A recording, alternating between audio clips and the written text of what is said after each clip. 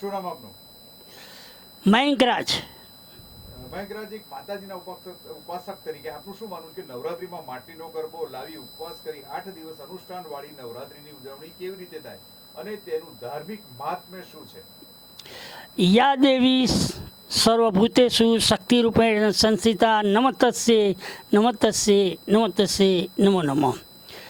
આસો માસની નવરાત્રિનું ખૂબ મહત્ત્વ છે. આસો માસની નવરાત્રિમાં માતાજી યાની કે દુર્ગા, નવદુર્ગા સ્વરૂપે જે પાર્વતીના નવદુર્ગા સ્વરૂપે જે થયા, સ્વરૂપ બન્યા, એવું કહેવામાં આવે છે આપણા 4 વેદમાં, ખાસ કરીને ઋગ્વેદમાં એનું વર્ણન આપેલું છે કે માતાજી ગોખમાં બેસે છે, એટલે એમના પોતાના સ્થાને બેસે છે જ્યાં એ બેઠા છે, ત્યાં બેસતા હોય છે. એટલે એનું વિશેષ મહત્ત્વ હોય છે. રહી વાત ગરબાની, તો ગરબા જે માથે લઈને સ્ત્રીઓ ફરતી હોય છે, જે પાર્વતીના ગર્ભનું પ્રતીક કહેવામાં આવે છે. શાસ્ત્રમાં એનું વર્ણન છે.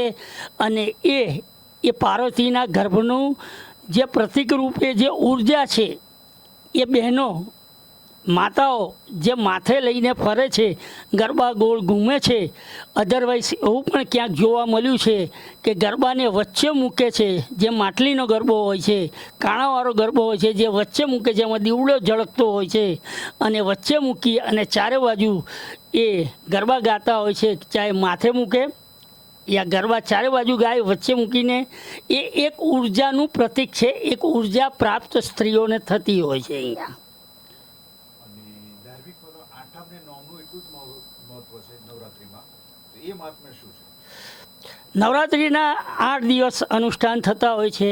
આઠમના દિવસે એ અનુષ્ઠાન અંતિમ ચરણમાં હોય છે. એ દિવસે માં એની જે ઉર્જા છે એ બહુ પ્રભાવિત હોય છે પૃથ્વી પર બહુ જ પ્રભાવિત હોય છે.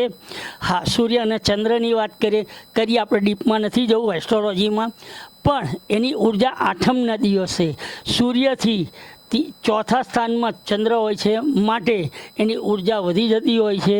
એટલે એનું મહત્ત્વ વધે છે. જેથી દેવી પ્રસન્ન થાય છે. એના અનુષ્ઠાન કરવાથી પોતપોતાની જે કુળદેવી બનતી હોય એના અનુષ્ઠાન કરતા હોય છે. દેવી ઉપાસકો, સાધકો ઘરમાં બેસીને ઉપાસના કરતા હોય છે. 9 દિવસ રાત્રિના ઉપવાસ પણ 8 દિવસ કરતા હોય છે. અને 9મા દિવસે નિવેદ ધરાવી ને એની જે ઉપાસના કરી છે, એની સાધના કરી છે, એ નિવેદ 9મા દિવસે કેટલાક સવારે ધરાવે છે, કેટલાક સાંજે ધરાવે છે. એવી એક પરંપરા છે, જે ધાર્મિક સંસ્કૃતિ છે, આપણી હિન્દુ સંસ્કૃતિ છે. તે મુજબ 8 દિવસના અનુષ્ઠાન 8 દિવસ અનુષ્ઠાન કરી અને 9મના દિવસે એ નિવેદ ધરાવી અને સંસ્કૃતિ રૂપે માતાજીનું પર્વ ઉજવવામાં આવે છે. અને શ્રદ્ધા અને ભક્તિથી જો ઉજવે છે તો માતાજી એને 100% સફળતા આપે છે. એવું માનવામાં આવે છે કે આવું કરવાથી વર્ષ સારું જાય છે. એવું આપણે હિન્દુ સંસ્કૃતિ, ભારતીય ધર્મ સંસ્કૃતિમાં કહેવામાં આવ્યું છે. ઋષિમુનિઓ કહી ગયા છે. જે ઋગ્વેદમાં એનું વર્ણન છે.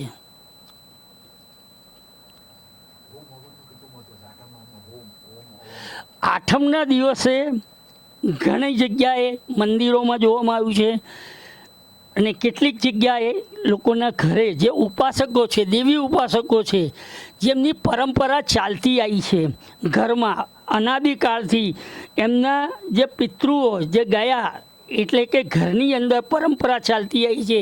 એ કેટલાક ઘરે આઠમના યજ્ઞ થતા હોય છે. સવારથી સાંજ સુધી યજ્ઞ કરાવે છે. વન ટાઈપ ઓફ નવચંડી યા કેટલાક શોર્ટમાં નવચંડી કરાવતા હોય છે.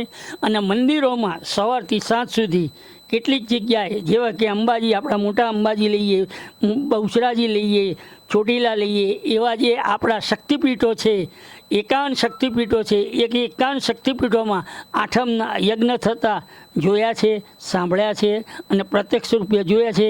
એનું આઠમના યજ્ઞનું ખૂબ જ મહત્ત્વ હોય છે. કારણ કે શુક્રાચાર્યે અને માર્કંડેય ઋષિ એ માતાજી પાસે વચન માગ્યું હતું. આઠમના દિવસે યજ્ઞ થાય અને એમાં સક્રાદય સ્તુતિ જો બોલાય, ચોથો અધ્યાય ચંડીપાઠનો ચોથો અધ્યાય માર્કંડેય ઋષિએ વચન માગ્યું મા પાર્વતી પાસે, અને એ વખતે જ્યારે શ્રીફળ હોમાય છે આઠમના દિવસે યજ્ઞમાં સંધ્યાકાળ પહેલાં, ત્યારે માં અચૂક હાજર થાય છે અને એ વચન આપ્યા પ્રમાણે હાજર થઈ અને આશીર્વાદ આપે છે ભક્તોને અને સાધકોને અને ઉપાસકોને આશીર્વાદ આપે છે. એટલે આઠમનું ખાસ યજ્ઞનું મહત્ત્વ માનવામાં આવ્યું છે.